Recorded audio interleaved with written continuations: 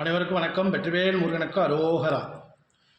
எப்போதுமே நம்ம கோயிலுக்கு போகையில் ஒரு தவறை செய்கிறோம். எந்த கோயிலாக இருந்தாலும் சரி, பக்கத்தில் உள்ள கோயிலாக இருந்தாலும் சரி, குலதெய்வம் கோயிலாக இருந்தாலும் சரி, எந்த கோயிலுக்கு போனாலுமே நம்ம வெறுங்கையோடு போகக்கூடாது.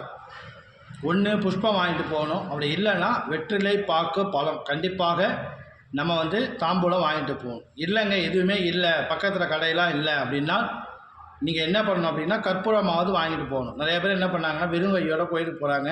கண்டிப்பாக அப்படி போகக்கூடாது. உங்களால் என்ன முடியுதோ அதை எடுத்துகிட்டு போகணும். முடிஞ்சால் கற்பூரம் வாங்கிட்டு போங்க. இல்லை விநாயகர் கோயில் பக்கத்தில் இருக்குன்னா 2 அருகம்பிள்ளை எடுத்துகிட்டு போங்க.